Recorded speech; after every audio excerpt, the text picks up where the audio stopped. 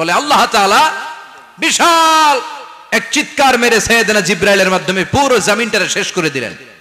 ফাজআলনা আলিয়াহা সাফিলাহা ওয়া আমতারনা আলাইহিম হিজারাতাম মিন সিজিল। তাদের অপকর্মের কারণে জর্ডানের ওই এলাকাটাকে আল্লাহ বললেন, জিবরাইল এলাকাটারে হাতে তুলে নে, আকাশের উপরে তুলে পুরো এলাকা সহ মানুষ সহ জমিনের মধ্যে গেড়ে দে। জমিনের নিচের মাটি উপরে নিয়ে গেল কে? উপরের মাটি নিচে নিয়ে গেল কে? পুরো জায়গাটা এখন ডেড সি হয়ে গেছে। কি সি? ডেড সি নাম শোনেন নাই বোধহয়? আজকে শুনে রাখেন, এটারে বলে মৃত সাগর। এটা গজবের জায়গা, ওখানে মানুষও ডুবে না। লবণের ডেনসিটি, সল্টের ডেনসিটি এত হাই, এই পানির মধ্যে এত গজব, এর মধ্যে কোনো মাছ জন্মায় না, চিংড়ি জন্মায় না, কাঁকড়া জন্মায় না, ব্যাং হয় না, শ্যাওলা হয় না, কিচ্ছু বাঁচে না। এটা গজবের জায়গা। চিল্লায় বলেন ঠিক কিনা? যে আল্লাহ জর্ডানের এলাকাটারে ধ্বংস করে দিল, ওই আল্লাহ আজও আছে না নাই? এই জন্য নিজ দিয়ে তিনি যেমনি আযাব দিতে পারেন, ভূমিকম্প দিতে পারেন, জলোচ্ছ্বাস দিতে পারেন, উপর থেকে তিনি শিলাবৃষ্টি দিতে পারেন কি পারেন না? মাইথার দিয়ে কখনো শিলাবৃষ্টি হয়েছিল? হ্যাঁ, ফসল ক্ষেত শেষ করে দেয় না? ছাগল টাগল মরে যায়। ছাগল যদি ইয়েতে থাকে ক্ষেতের মধ্যে, বড় শিলা মাথায় পড়লে শেষ, মানুষও শেষ, টিনের চালও শেষ। কথা কন। এরপরে আল্লাহ যদি উল্কা বৃষ্টি পাঠায়, উল্কা যদি পড়ে, কই যাবেন? কোথায় যাবেন আপনি? উল্কা চিনেন? মহাশূন্যে বিশাল পাথরের খণ্ড ঘর্ষণ খেয়ে পৃথিবীর ভেতরে ঢুকে যায়। এই পৃথিবীতে সবচেয়ে বড় উল্কাপিণ্ড পড়েছে সাউথ আফ্রিকাতে। সাউথ আফ্রিকার একটা সিটি আছে, হোবা সিটি। এই হোবা শহরে 60 মেট্রিক টন ওজনের একটা উল্কা পড়েছিল, যেখানে পড়েছে পুরো জায়গাটা বিশাল খাদ হয়ে গিয়েছে। এরকম একটা উল্কা যদি এখানে পড়ে, আজকে বাঁচার উপায় আছে? যে বিল্ডিং এ আমরা থাকি, রাত্রে বেলায় ঘুমাই আর ধুম্মা চলে ধুম দেখি রাতে, ওই বিল্ডিং এ যদি একটা পড়ে, কথা কন, ডান্স ক্লাব গুলার উপর যদি পড়ে, পতিতালয় যেগুলা আছে ওগুলা যদি পড়ে, যেই হোটেল গুলার মধ্যে আকাম কুকাম হয় ওইটার উপর যদি পড়ে, নাকি আল্লাহর এখন দেয়ার ক্ষমতা নাই? কথা কন। তার মানে বেঁচে গেছো, পার পেয়ে গেছো মনে করো না, নিজ দিয়েও আযাব আছে, উপর দিয়েও আযাব আছে। চিল্লায় বলেন ঠিক কিনা? এজন্য ভয় পেতে হবে একজন সত্তাকে, তিনি কে? সব ক্ষমতার মালিক কে? এরপর আল্লাহ বললেন, আওয়ালাম ইয়ারাউ ইলা আত-তায়রি ফাওকাহুম সাফাতিন ওয়া ইয়াকবিদনা মা ইউমসিকুহুন্না ইল্লার রাহমান ইন্নাহু বিকুল্লি শাইইন বাসীর। সুবহানাল্লাহ বলেন। আল্লাহ বলেন, তোরা নাস্তিক হস কেমন করে? মানুষ নাস্তিক হয় কেমন করে? মানুষ কি মুক্ত বিহঙ্গের দিকে নজর করে তাকায় না? আকাশে মুক্ত বিহঙ্গ নাই? বিহঙ্গ বুঝছেন তো? পাখি। পাখির কথা কোরআনে বললো কে? সুবহানাল্লাহ কইবেন না? ওয়া আরসালা আলাইহিম তায়রান আবাবিল। আবার কাবা ভাঙতে এলে পাঠাওয়া বাবিল। দাও খোদা দাও আমায় আবার উমর দরজ দিল। দাও খোদা দাও আমায় আবার উমর দরজ দিল। সুবহানাল্লাহ পড়েন। এই যে আল্লাহ বললেন ওয়া আরসালা আলাইহিম, তারপর তায়রান আবাবিল। তায়ের মানে পাখি, তায়ের মানে কি? আবার জান্নাতে যারা যাবে তাদেরকে পাখির ভুনা গোশত খাওয়াবে কে? জান্নাতে যাওয়ার সাথে সাথে প্রথমে আল্লাহ আপনাদেরকে মেহমানদারি করবে মাছের কলিজা দিয়ে। খাইবেন? মাছের কলিজার কথা শুনে জিহ্বায় পানি আসছে নাকি? আউয়ালু তুআমিন ইয়াকুলুহু আহলুল জান্নাতি ফাজিয়াদাতু কাবিদিল হুত। প্রথমে মাছের কলিজা, এরপরে পাখির ভুনা গোশত। তার মানে পাখির কথা কোরআনে আছে না নাই? আবার সাইয়েদনা সুলাইমান আলাইহিস সালামের একটা পাখি ছিল, ওইটার নাম কি ছিল? হুদহুদ পাখি। মাথার উপর দিয়ে চলতো, আর ওইটার চোখে জুমিং পাওয়ার আল্লাহ এত বেশি দিয়েছিল, এটা জমিনে নজর করলে বুঝতে পারতো কয় হাজার ফিট নিচে পানি আছে, পানিটা মিষ্টি না লবণাক্ত না কেমন, দেখে দেখে মুহূর্তের মধ্যে সাইয়েদনা সুলাইমানের কাছে সব তথ্য সরবরাহ করে দিত। কোন সুবহানাল্লাহ। এজন্য আল্লাহ বললেন, নাস্তিক গুলো কি পাখির দিকে তাকায় না? এই পাখির দিকে তাকালে পাখির রব আল্লাহরে খুঁজে পাওয়া যায়। পাখির দিকে তাকালে, মুক্ত বিহঙ্গের দিকে তাকালে কেমন করে পাখিগুলো উড়ে যায়। এই পাখিগুলো আকাশে ধরে রাখে কে? মা ইউমসিকুহুন্না ইল্লার রহমান। ওই রহমান ছাড়া কেউ পাখিগুলোর শূন্যে ধরে রাখতে পারে না। কত শত আয়াতে যে আল্লাহ পাখির কথা বলেছেন হিসাব নাই। কত ধরনের পাখি যে আল্লাহ বানিয়েছেন কোনো হিসাব নাই। আপনারা ঘরে জিওগ্রাফিক্যাল চ্যানেলগুলো দেখেন? হ্যাঁ, না জি বাংলা দেখেন? স্টার জলসা, কিরণমালা, কি দেখেন? জিওগ্রাফিক্যাল চ্যানেল দেখবেন। ওখানে দেখবেন একটা পাখি আল্লাহ তৈরি করেছে, পৃথিবীর সবচেয়ে ছোট পাখি, নাম হলো হামিং বার্ড। কি নাম? The smallest bird ever in the world. সবচেয়ে ছোট, এটা প্রাপ্তবয়স্কে 3 থেকে 5 ইঞ্চি লম্বা হয়। এটার পূর্ণ যৌবন এটা লম্বা কতদূর? 3 থেকে 5 ইঞ্চি। এটা প্রতি সেকেন্ডে ডানা ঝাপটাতে পারে 80 বার। কয়বার? আমাদের ডানা আছে না 2টা? আপনি আপনার ডানা 1 সেকেন্ডে কয়বার ঝাপটাতে পারবেন? হ্যাঁ, আমি ঝাপটাইলাম, কয়টা হয়েছে 1 সেকেন্ডে? হ্যাঁ, 3টা 4টা ঝাপটা দিতেই আমার সেকেন্ড শেষ। কিন্তু এই পাখিটা প্রতি সেকেন্ডে তার 2 পাখা ঝাপটায় কয়বার? পৃথিবীর সব পাখি সামনে ওড়ে, তো এই পাখি সামনে যেমনি ওড়ে, এট দ্য সেম টাইম এই পাখি পিছনের দিকে উঠতে পারে। সুবহানাল্লাহ, বাড়িতে যাই বললেন। ইউরোপের আল্পস পর্বতমালায় গুগল করবেন যে আজকে গুগলে লিখবেন যে আলপিন সুইফট একটা পাখি আছে। এই পাখিটা একবার যখন শূন্যে উড়াল দেয়, উড়ন্ত অবস্থায় এটা আকাশে 6 মাস থাকতে পারে।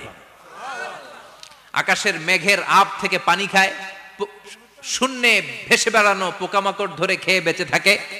6 মাস পর একবার জমিনে ল্যান্ড করে, নামে কয়েকদিন থেকে আবার উড়াল মারে, আবার উড়াল মারলে আবার 6 মাস। আলপিন সুইফট। আরেকটা পাখি আছে, অদ্ভুত পাখি, নাম হোমা বার্ড। এই হোমা বার্ড উড়ন্ত অবস্থায় ডিম পেড়ে দেয়, আর ওই ডিমটা জমিনে পড়ার আগেই মাঝখানে ডিম ফেটে বাচ্চা বেরোয়, বাচ্চা উঠতে শুরু করে দেয়। এই পাখিগুলোর কথা কোরআনে আছে না নাই? এজন্য আল্লাহ বললেন, আওয়ালাম ইয়ারাউ ইলাত তাইরি ফাওকাহুম সাফাতিন ওয়া ইয়াকবিদনা মা ইউমসিকুহুন্না ইল্লার রাহমান ইন্নাহু বিকুল্লি শাইইন বাসীর। আল্লাহ বললেন, নাস্তিকগুলো কি পাখির দিকে নজর করে তাকায় না? পাখির দিকে নজর করে যদি তাকায়, তখন পাখির রব আল্লাহরে খুঁজে পাবে। চিল্লায় বলেন ঠিক কিনা? পাখিকে আরবিতে বললে তয়ের। সবাই বলেন, পাখির আরবি কি? বিমানের আরবিও তয়ের। পাখি আরবি যা, বিমান আরবিও। এই পাখি নিয়ে গবেষণা করে বিমান বানাইছে। সুবহানাল্লাহ কইবেন না? আমরা বানাই নাই, আমরা তো খোঁচাখুচিতে ব্যস্ত, আমরা আছি ফতুয়া নিয়ে ব্যস্ত। তুই 20 কারণে কাফের, তোর চাচা 90 কারণে কাফের।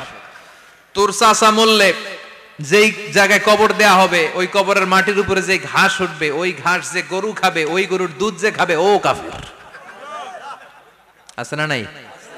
খালি কাফের ফতুয়া দেয় ব্যস্ত। আমরা ফতুয়া নিয়ে রইলাম, আর ওরা সব আবিষ্কার করে ফেললো। উইলবার রাইট আর অরভিল রাইট, এই 2 ভাই 1903 সালে এই বিমান আবিষ্কার করেছে, এই আয়াতের উপর গবেষণা করে।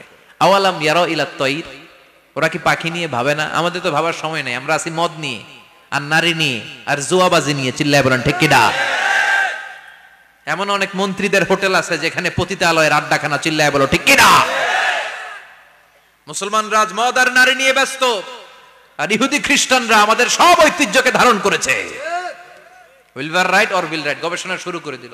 পাহাড়ে শুয়ে শুয়ে 2 ভাই খালি পাখির ছবি আঁকে, কেমনে পাখিগুলো ডানা ঝাপটা মেরে ওঠে, কেমনে নামে। গবেষণা করতে করতে করতে প্লেন বানায় ফেললো 1903 সালে। আজ থেকে 100 বছর আগের স্টোরি শোনাচ্ছি আপনাদের। তখনকার বিমান এখনকার বিমানের মতো ছিল না। আপনি দেখবেন যে শুরুতে বিমান কেমন ছিল। শুরুতে ভাঙ্গাচুরা 2টা পাখা নিয়ে একটু উড়ে আবার ধপাস করে পড়ে, কিন্তু আশা হারায় নাই, আবার উড়ে ধপাস করে পড়ে। আমেরিকাতে সুবিধা করতে পারেনি। ফ্রান্সের এক কিং তাদেরকে ডোনেট করেছে বিপুল অঙ্কের টাকা দিয়ে। তারা প্রথম ফ্রান্সের একটা শহর থেকে আরেকটা শহরে পৃথিবীর প্রথম প্যাসেঞ্জার প্লেন নিরাপদে ল্যান্ড করেছে। মানুষের উড়ার স্বপ্ন সফল হতে শুরু করলো। এখন বিভিন্ন ধরনের বিমান একটার পর একটা শুরু হয়েছে। এই পৃথিবীর সবচাইতে দ্রুতগামী যে বিমানটা আগে ছিল, নাম ছিল কনকর্ড, যাত্রীবাহী বিমান। এটার পরে এখন একটা বাইরে হয়েছে বোম সুপারসনিক।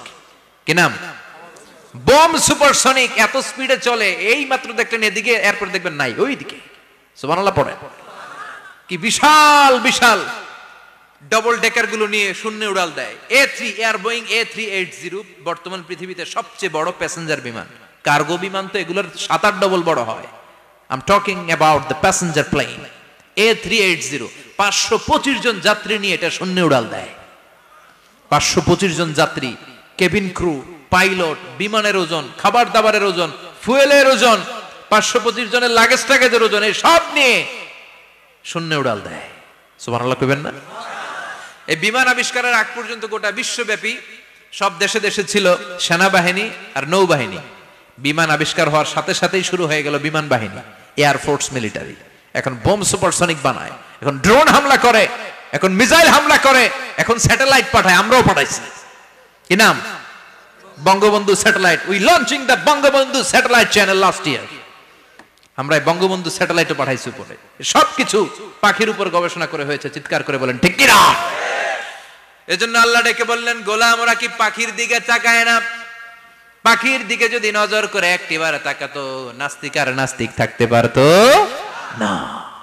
এজন্য নাস্তিকদের জন্য সূরার ভেতরে ডোজ আছে, আই ওপেনার আছে। সর্বশেষ আল্লাহ একটা প্রশ্ন দিয়ে এই সূরাটা শেষ করলেন। প্রশ্নটা শুনবেন? শুনবেন সবাই? আল্লাহ বললেন, কুল আরাআইতুম ইন আসবাহা মাউকুম গাওরান ফামান ইয়াতিকুম বিমাইম মাইন। বলো দেখি সবে, শুকাইয়া যদি যায় এই পৃথিবীর পানি, তাহলে হেথায় তটনির ধারা কে দিবে সবারে আনি? কে দিবে আনি? একদিন সকালবেলা ঘুম থেকে উঠছেন, টয়লেটে যাবেন, মুখ ধুবেন, স্কুলে যাবেন, অফিসে যাবেন, কাজে যাবেন, যায় দেখেন টিউবওয়েল চাপতেছেন, পানি নাই। ট্যাপ ছাড়লেন, পানি নাই। চোখের মধ্যে ময়লা, নাকে ময়লা। টয়লেটে যাবেন, পানি নাই। পুকুরে নাইমা দেখেন পানি নাই। বিশাল বিশাল মেশিন বসিয়ে মাটির নিচ থেকে ভূগর্ভস্থ পানি ওঠানোর চেষ্টা করলেন, একটা পানি নাই। এক ফোঁটা পানি গোটা বিশ্বে কোথাও নাই। কে দিব পানি আপনারে? পানি সম্পদ মন্ত্রী দিব, ডোনাল্ড ট্রাম্প দিব, শেখ হাসিনা দিবে? কেউ দিতে পারবে? এক ফোঁটা পানি বানানোর ক্ষমতা আমাদের নয়। ঠিক কিনা? পানির বৈজ্ঞানিক নাম হচ্ছে H2O। কি নাম? এই দেশে H2 নিয়ে কত কথা আছে না নাই? হাইড্রোজেনের দুইটা মলিকিউল, অক্সিজেনের একটা মলিকিউল। এই দুইটা গ্যাস, হাইড্রোজেন আর অক্সিজেন, দুই গ্যাস একসাথে মিলাইলে কি হয়? কথা বলেন। মিঠা নদীর পানি। সুবহানাল্লাহ পড়েন। আল্লাহ বললেন, ঘুম থেকে উঠে যদি দেখো পৃথিবীর সব পানিগুলো একেবারে পৃথিবীর নিচে চলে গেছে, কোন মাধ্যম দিয়ে এক ফোঁটা পানির জোগাড় আর বন্দোবস্ত করা যায় না, কে তোদেরকে পানি এনে দিবে? কথা কন। আল্লাহ ছাড়া এক ফোঁটা পানি এনে দেওয়ার মতো ক্ষমতা কারো আছে নাকি? আবার পানি থেকে পৃথিবীর সব কিছুরে বানালো কে? ওয়াজআলনা মিনাল মাই কুল্লা শাইইন হাই আফালা ইউমিনুন। আল্লাহ বললেন, পানি থেকে গোটা বিশ্বের সব আমি বানালাম। সব জীবিত জিনিস তৈরি হয়েছে পানি থেকে। এটা কোরআনের কথা। কার কথা? আর ১৫০০ বছর পর বিজ্ঞানীরা এখন বলছে পানি থেকেই সব প্রাণ এসেছে। সুবহানাল্লাহ পড়েন। বিজ্ঞানীদের রিসার্চে এসেছে পৃথিবীর সর্বপ্রথম যে প্রাণীটার উৎপত্তি, এটার নাম নাকি অ্যামিবা। কি নাম? It's a very small unicellular organism in the world. এককোষী শৈবাল অ্যামিবা এসেছে পানি থেকে, ওদের কথা। তারপরে এসেছে জুপ্লাঙ্কটন, ফাইটোপ্লাঙ্কটন, ব্যাকটেরিয়া প্লাঙ্কটন, একটার পর একটা ডেভেলপ করেছে। সব এসেছে পানি থেকে। পানি নাই তো কিচ্ছু নাই। পানি হচ্ছে প্রাণের ব্লুপ্রিন্ট। চিল্লায় বলেন ঠিক কিনা? পানির মধ্যে সব প্রাণের অস্তিত্ব রেখে দিয়েছে কে? আবার ফলের মধ্যে আল্লাহ পানি দিয়ে বললেন, আন্না সাবাবনাল মাআ সাব্বা। যেখানে যতটুকু পানির দরকার, রসের দরকার, সব রস দিল কে? ক্ষীরার ভিতরে পানি আছে না নাই? কলার ভিতরে, আপেলের ভিতরে, তরমুজ, তরমুজ তো পুরাই পানি। কথা কন। ডাবের ভিতরে কে দিল? নাকি আমনে বানাইছেন? কেউ বানাতে পারে? এই পানিগুলো দিল কে? আবার আল্লাহ বললেন, মারাজাল বাহরাইনি ইয়ালতাকিয়ানি বাইনাহুমা বারযাখুল লা ইয়াবগিয়ান ফাবিআইয়ি আলাই রাব্বিকুমা তুকাযযিবান। দুই দিকে সাগর বয়ে যায়, একদিকে এলো না পানি, একদিকে মিঠা পানি, একসাথে সাগরটা বয়ে যায়, কিন্তু মাঝখানে এমন ব্লকেজ, একটার পানি আরেকটার সাথে মিশে না, আটকায় রাখলো কে? দেখছেন আপনারা কোথাও এটা? কই দেখছিলেন? গোয়ালন্দ, বুড়িগঙ্গার এখানে একসাথে পানি বয়ে যায়। এই জায়গায় পানি, এই জায়গায় পানি মিলে না, মিশে না। দাউদকান্দির এখানেও আছে, মিশে না। এর কারণ এই পাশের পানি, এটা ডেনসিটি হাই, বেশি ঘন, এটা ডেনসিটি লো, এটা পাতলা, এটা টেম্পারেচার হাই, এটা টেম্পারেচার কম, এটা লবণ বেশি, এটা লবণ কম, দুইটা দুই পানি একসাথে বয়ে যায়, একটার সাথে আরেকটা মিশে না। এই কারিগরটা কে? চিল্লায় বলতে হবে কে? সেজন্য আল্লাহ বললেন, গোলাম পানি দিয়ে আমি বানালাম, পানি ছাড়া বাঁচবি না, এজন্য সব জায়গায় পানির ব্যবস্থা করে দিয়েছে কে? আবার বেশি পানি হলেও মরার ব্যবস্থা আছে না নাই? সাইয়েদনা নূহ আলাইহিস সালামের কওমকে বন্যা দিয়ে ধ্বংস করেছে কে? এজন্য পানি চাইবো কার কাছে?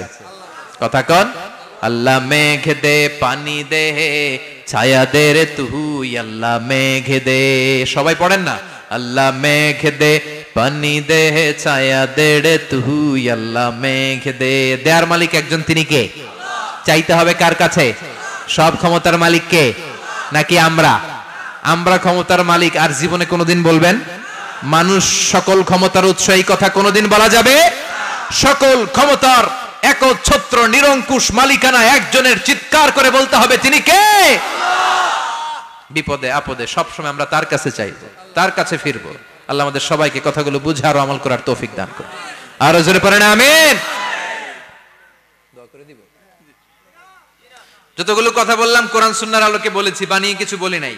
তারপরেও আমার মনের অজান্তে কোনো মিস ইনফরমেশন যদি আমার মুখ ফসকে বেরিয়ে যায়, সেগুলো যেন আল্লাহ তাআলা আপনাদের স্মৃতিপট থেকে মুছে দেয়। পড়েন আমিন। সত্য সুন্দর হকের পক্ষে যা বললাম তার সব যেন আল্লাহ আমাদের সবাইকে আমলের তৌফিক দান করে। আমরা পড়ি আমিন। আল্লাহুম্মা আমিন।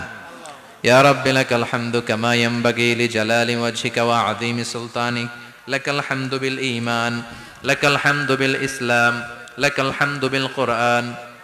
আল্লাহুম্মা জাআল, আল্লাহর আদেশে দেহে ঢুকে আল্লাহর আদেশে বের হয়ে যায়, ঠিক কি না? এই যে ছোট্ট বাচ্চাটার দেহের ভিতরে যে রূহ ঢুকলো, কে দিল? আল্লাহ। 120 দিনের আগে মানব শিশুর দেহের ভিতরে কিন্তু রূহের ফুৎকার হয় না। সহিহ বুখারীর বর্ণনা 40 40 40, 340 কত? কথা বলেন।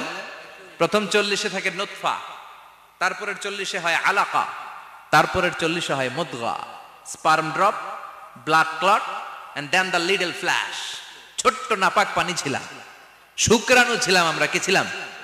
শুক্রও ছিলাম না, শুক্রাণু, শুক্রের অণু। এক ফোঁটা শুক্রের মধ্যে 20 কোটি অণু থাকে, ওই 20 কোটির একটা ছিলাম আমি আর আপনি। সুবহানাল্লাহ বাড়িতে গিয়ে বললেন।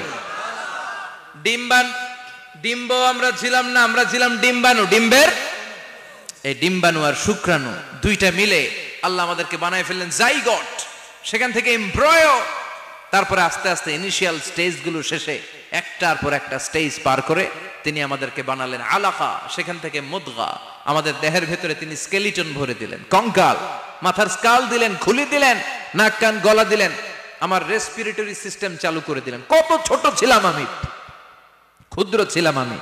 ফালয়ানজুরিল ইনসানু মিম্মা খুলিকা, খুলিকা মিম্মা দাফিক। মানুষের উচিত তার সৃষ্টি প্রক্রিয়ার দিকে নজর করে তাকানো। বাবার পিঠ থেকে সবেগে নির্গত হওয়া পানি দিয়ে মায়ের পেটে তোমারে ঢুকায় দিল কে? নাপাক পানি থেকে ছোট্ট ব্যাঙ্গাচির মতো ছিলাম, জোকের মতো মায়ের জরায়ুর দেয়ালে লেগেছিলাম। সেখান থেকে বড় করতে করতে আমার রেসপিরেটরি সিস্টেম, আমার হেয়ারিং সিস্টেম, আমার সব সিস্টেমগুলো তিনি আমার দেহের ভিতরে সেট করে দিল। চিল্লায় কোন সুবহানাল্লাহ। 120 দিনের সার্টেন পিরিয়ড শেষে তিনি দেহের ভিতরে রুহের ফুৎকার দিলেন। দেয়া মাত্রই আমার রুহুতে ধপ ধপ ধপ শুরু হয়ে গেছে। ওই যে ধপ ধপ শুরু হয়েছে আজও থামে নাই। এই ধপ ধপ থামলে বাঁচবেন? দম ফুরাইলে আমরা ঠুস হয়ে যাবো, ঠিক কিনা? হায় রে মানুষ রঙিন ফানুষ, দম ফুরাইলে তবু তো ভাই কারোরই নাই একটুখানি। হায় রে মানুষ রঙিন ফানুষ, রঙিন ফানুষ, হায় রে মানুষ। সুবহানাল্লাহ বলেন। সে আল্লাহ বললেন, গোলাম জীবন আর মরণের মাঝখানে আমি তৈরি করেছি রুহু। পৃথিবীর বিজ্ঞানীরা সব বানাতে পারে, কম্পিউটার বানাতে পারে, প্লেন বানাতে পারে, হেলিকপ্টার বানাতে পারে, রকেট বানাতে পারে, কিন্তু গোটা বিশ্বের সব বিজ্ঞানীরা মিলে কি রুহু বানাতে পারে নাকি? কথা বলেন। গত বছর সোফিয়া নামে একটা রোবট আসছিল না? কথা কন। ওটা মাথা উঁচু করে নিচু করে কথা বলতে চায়, মানুষের মতো হতে চায়। আসলে কি মানুষ? ওটার মধ্যে কি রুহু আছে? রুহু বানাইতে পারবে কেউ? এই রুহু নিয়ে যে কত গবেষণা, মুমূর্ষ রোগীদের উপর গবেষণা চালিয়েছে অনেক। বুলেট প্রুফ গ্লাসের ভিতরে মুমূর্ষু রোগীকে রেখে রেখে তারা চেক করতে চেয়েছে আমেরিকান বিজ্ঞানীরা যে রুহু কোন দিক দিয়ে বের হয়। তারা ওজন করে দেখে মানুষ মরে গেলে কোন লাশের ওজন বেড়ে যায়, কোন লাশের ওজন কমে যায়। যেটাতে কমে গেছে 2-1 কেজি কমে যায়, তার অবাক, কিরা আগে ছিল 80 কেজি এখন হচ্ছে 78 কেজি, তার মানে 2 কেজি না, এটাই রুহু। এটাই কি? এটা হচ্ছে গবেষণার ধাপ। অনেকগুলো মডিউল তারা আনে, অনেক মুমূর্ষু রোগীকে গ্লাস ফিটিং করা, ইন্টেন্সিভ কেয়ারে রেখে তারা অবজার্ভ করে, আর অক্সিজেন মাস্ক খুলে দিয়ে তারা দেখে যে লোকটা ছটফট করে কিভাবে মরে। মরার আগে ওজন মাপ ছিল 80 কেজি, মরে গেছে পরে আবার ওজন দিয়ে দেখে 78 কেজি। কমছে কয় কেজি? বিজ্ঞানে কয় পাইছি। সবাই কয় কি পাইছো? কয় রুহু। কই পাইলেন? কয় আগে 80 এখন 78, 2 কেজি। রুহুর ওজন কয় কেজি? তো বিজ্ঞানীদের সিস্টেম হচ্ছে যে কোনো একটা বিষয়ের উপর গবেষণা চালালে তারা পূর্ণাঙ্গ ডিসিশনে পৌঁছতে পারে না। They couldn't jump to the final conclusion just on one module, based on one module, they can't do it. তাদের অনেকগুলো মডিউল আনতে হয়। তারা আবার নমুনা আনলো আরেকটা, মুমূর্ষু রোগী, অক্সিজেন চেম্বার লাগানো, মাস্ক লাগানো, এটা খুলে ফেললে মরে যাবে।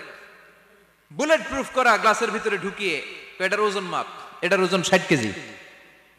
এবার মাস্ক খোল, মাস্ক খুলছে ছটফট ছটফট করে, এটা শেষ। এবার মাপ দেখ, এবার মাইপা দেখা গেছে 63 কেজি। কয় কেজি বাড়ছে? এক একটার এক এক সিস্টেম হইতেছে, কোনোটা কমে, কোনোটা বাড়ে, কোনোটা কিচ্ছু হয় না।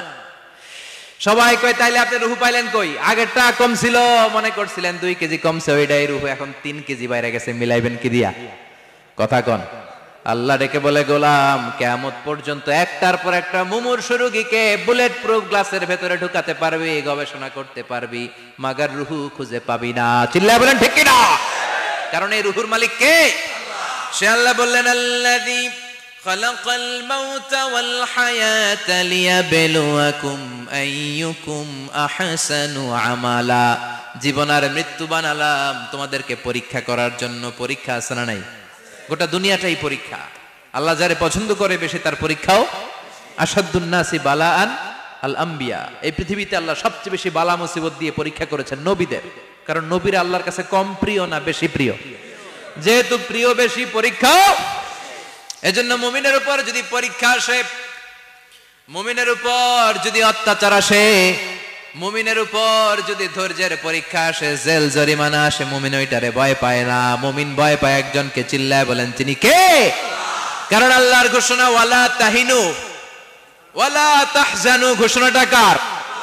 ভয় নাই, তোদের চিন্তা নাই। আনতুমুল আ'লাউনা ইন কুনতুম মুমিনিন। তোমরাই বিজয়ী হবা যদি মুমিন হও, যদি মুমিন হও। এজন্য ধৈর্যের পরীক্ষা দিতে হবে, আল্লাহর উপর তাওয়াক্কুল করতে হবে, অত্যাচার আর জুলুম আল্লাহর নামে সহ্য করে যেতে হবে। চিল্লায় বলেন ঠিক কি না? কারণ মুসলিমের সাথে আল্লাহ থাকে। মুসলিমের বদদুয়াকে বিশ্বনবী ভয় করতে বলেছেন, কারণ মুসলিমের বদদুয়ার মাঝে আর আল্লাহর মাঝে পর্দা থাকে।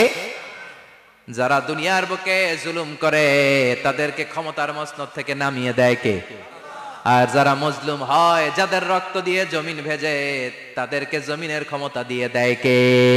আর যারা রক্ত ঝরায়, ইতিহাস বলে তারা শেষ পর্যন্ত প্রাণ আর জান নিয়ে পালাবার জায়গাটা পায় না। চিল্লায় বলেন ঠিক কি না?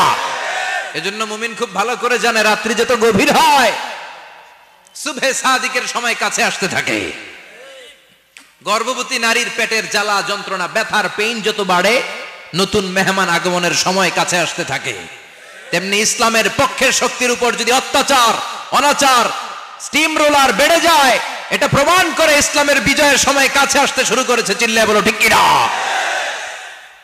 এজন্য রাব্বুল আলামিন ডেকে বলেন, গোলাম লিয়াবলুয়াকুম আইয়ুকুম আহসানু আমালা।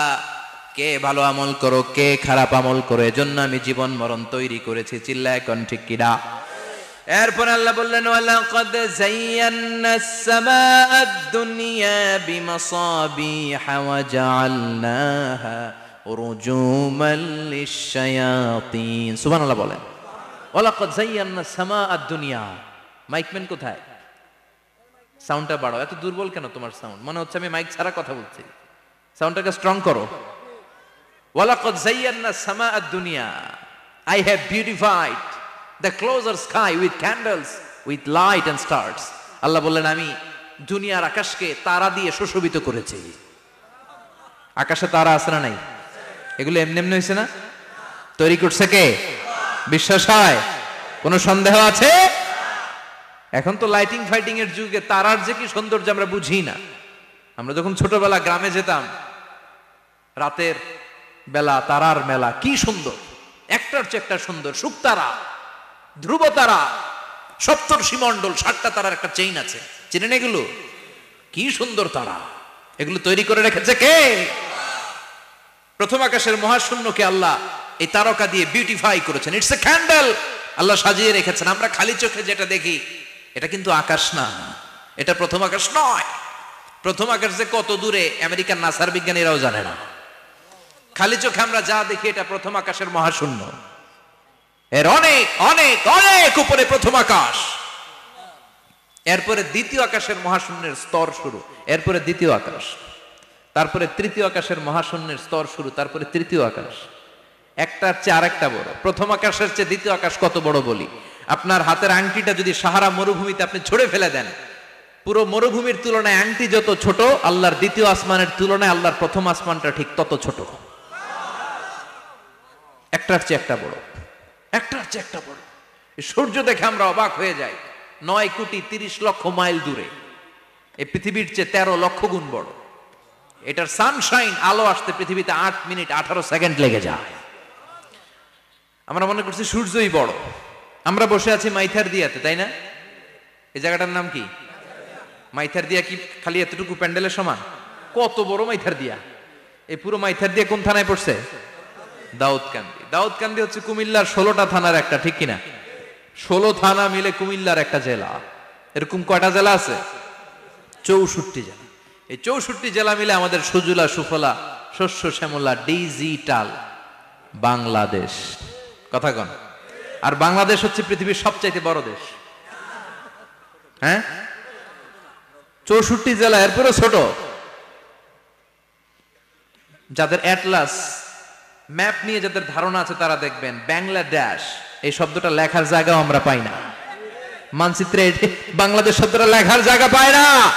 বিআরএ উঠে যায় ইন্ডিয়ার উপর, আর ডিএসএচ উঠে যায় আবার ইন্ডিয়ার উপর। মাঝখানের 2টা অক্ষর বাংলাদেশের উপরে পড়ে। চিল্লায় বলেন ঠিক কিনা? কত ছোট দেশ। পাশের ইন্ডিয়া 20-25 গুণ বড়।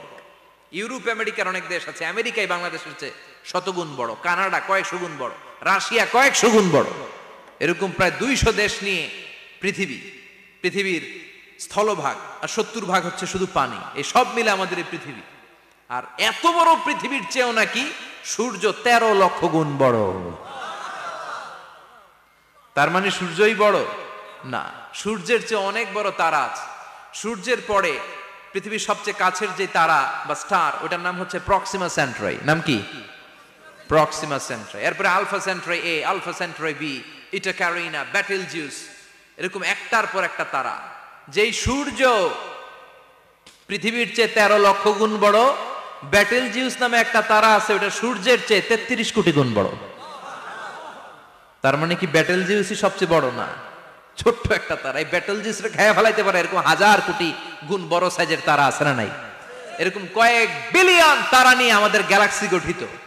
আমাদের গ্যালাক্সি, এটার নাম মিল্কি ওয়ে। এটার নাম কি? আমাদের গ্যালাক্সি। এই গ্যালাক্সিতে আমাদের অবস্থান।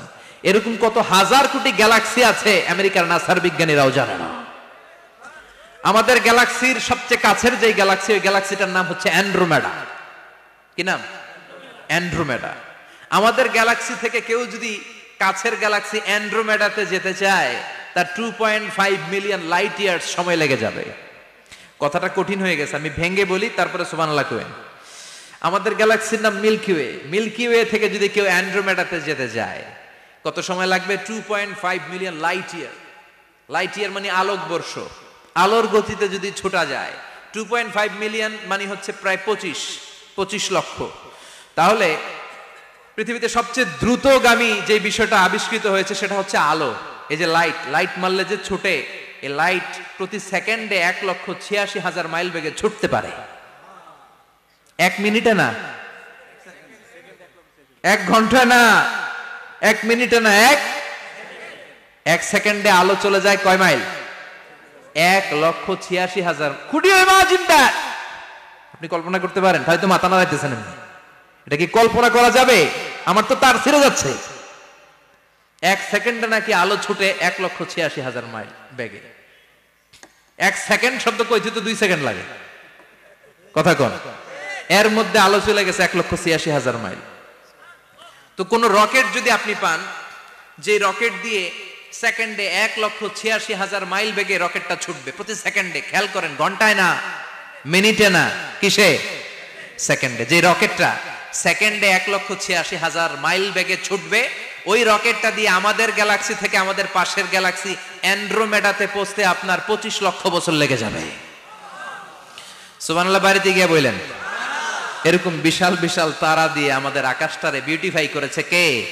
এজন্য আল্লাহ বললেন, ওয়ালাকাদ যায়্যানাস সামাআদ দুনিয়া বিমাসাবিহা ওয়া জাআলনাহা রুজুমান লিশ-শায়াতিন। আমি এই দুনিয়ার আকাশটারে সুন্দর সুন্দর তারকারাজি লাইটের মতো সেটিং করে সুশোভিত করেছি, আবার এই তারকা দিয়ে আমি শয়তানদেরকে প্রহারও করেছি। সুবহানাল্লাহ। শয়তানদেরকে আল্লাহ তারা মেরে আঘাত করে। সুবহানাল্লাহ বলে। এরপরে এই সূরার প্রথম রুকুর শেষে আল্লাহ বললেন, ওয়াসিররু কাওলাকুম আও ইজহারু বিহি ইন্নাহু আলিমুম বিযাতিস সুদূর আলা ইয়ালামু মান খালাকা ওয়া হুয়াল লাতীফুল খাবীর। আল্লাহ বললেন, ওয়াসিররু কাওলাকুম, তোমরা যদি গোপনে কথা বলো, আও ইজহারু বিহি, কিংবা স্পষ্ট করে বলো, সব শুনে কে? আপনি যেমনি বলেন শুনবে কে? বলেনই নাই, শুধু মনে মনে ভাবছেন, শুনবে কে? সুবহানাল্লাহ কইবেন না? সাত আকাশের উপরে, আরশের উপরে তার অবস্থান, সাত জমিনের নিচে কোনো গোপনতম প্রকোষ্ঠে, কোনো ছোট্ট বাক্সের ভেতরে যদি কোনো পিঁপড়া, পিপিলিকা নীরবে হেঁটে যায়, আল্লাহ বলে আমি ওই পিঁপড়ার হেঁটে চলার পায়ের আওয়াজটাও শুনতে পাই। এজন্য কেউ যেটা শোনে না, শুনে কে? এরপর আল্লাহ বললেন, হুয়াল্লাযী জাআলা লাকুমুল আরদা যালুলান ফামশু ফি মানাকিবিহা ওয়া কুলু মির রিজকি ওয়া ইলাইহিন নুশুর। সুবহানাল্লাহ বলেন। আল্লাহ ডেকে বললেন, গোলাম, তোমাদের জন্য জমিনটারে আমি বিছানা বানিয়েছি। আল্লাযী জাআলা লাকুমুল আরদা ফিরাশা, জমিনটারে বিছানা বানিয়েছে কে? এই বিছানার মতো সমতল জমিন দিয়ে তোমরা হেঁটে বেড়াও, চলে বেড়াও, হেলে দুলে পড়ার সুযোগ নাই, ঠিক কিনা? এই যে মাইথার দিয়ে আজকের যে ময়দান, এটা যদি বিছানার মতো সমান না হইতো বসতে পারতেন? কথা কন। এই ময়দানের প্যান্ডেলের এদিক দিয়ে উঁচা, এদিক দিয়ে গর্ত, এদিক দিয়ে নিচা, এদিক দিয়ে খাড়া, কেমন হইতো? কথা কন। কেউ আমার দেখতো, কেউ দেখতো না, কেউ দাঁড়াইয়া, কেউ বৈশা, আছে না নাই? কিন্তু জমিনটারে সমতল বানালো কে? আপনি যদি বিমান থেকে যদি আপনি দেখেন, বিমানের গ্লাস দিয়ে, জানলা দিয়ে যদি আপনি নিচের দিকে তাকান, আপনি দেখবেন মনে হবে পুরো জমিনটাকে আল্লাহ সবুজ কার্পেট দিয়ে কার্পেটিং করে রেখেছে। এই সৌন্দর্য দিয়েছে কে? আবার রব্বুল আলামিন বলেন, জমিনটারে সমান দেখে, কার্পেটিং দেখে মনে করো না তোমরা বেঁচে গিয়েছো। আমার দেয়া বিধান আমার জমিনে যদি কায়েম করতে না পারো, এই কার্পেটিং করা জমিনের ভেতরে আযাব আছে না নাই? এই পুরো জমিনের ভেতরে আছে আগুন আর আগুন। আগ্নেয়গিরির অগ্নুৎপাত জ্বালামুখে বিস্ফোরণ করে দিয়ে গোটা বিশ্বটারে মুহূর্তে মেসাকার করে দিতে পারে কে? এজন্য আল্লাহ ডেকে বললেন, গোলাম, আমিনতুম মান ফিস সামাই আন ইয়াখসিফা বিকুমুল আরদা ফাইযা হিয়া তামুর। তোমরা কি ভেবেছো নাকি বেঁচে যাবা? আমি চাইলেই পুরো জমিনটারে কাঁপিয়ে দিতে পারি। আন ইয়াখসিফা বিকুমুল আরদ, খাসাফ মানে ল্যান্ডস্লাইড। খাসাফ মানে কি? ল্যান্ডস্লাইড, ভূমিধস, ভূকম্পন, আর্থকোয়েক, আছে না নাই? বাংলাদেশে তো ভূমিকম্প হয় না, না? টের পাইছেন? মাঝে মাঝে মাঝরাতে হয় না? 3টার দিকে নিজেই দৌড় দিব না বাচ্চারা লইয়া দৌড় দিব, লুঙ্গি পইরা দৌড় দিব না লুঙ্গি ছাড়া দৌড়াম, কথা কম। এই ভূমিকম্প আছে না নাই? আল্লাহ বলে, মনে করো না জমিনটা সমতল, কার্পেটিং করে দিয়েছি, এই কার্পেটিং এর ভিতরেও আগুনের দলা আছে না নাই? আবার আল্লাহ বললেন, আমিনতুম মান ফিস সামাই আন ইউরসিলা আলাইকুম হাসিবা। নিচে যেমনি কার্পেটিং করা জমিনের ভেতরে অগ্নুৎপাত রেখে দিয়েছি, মাথার উপর থেকে আযাব দেওয়ার সুযোগ আছে না নাই? চাইলে আল্লাহ অগ্নি বৃষ্টি দিতে পারে, আগুন বৃষ্টি দিতে পারে, ঠান্ডার বজ্রপাত দিতে পারে।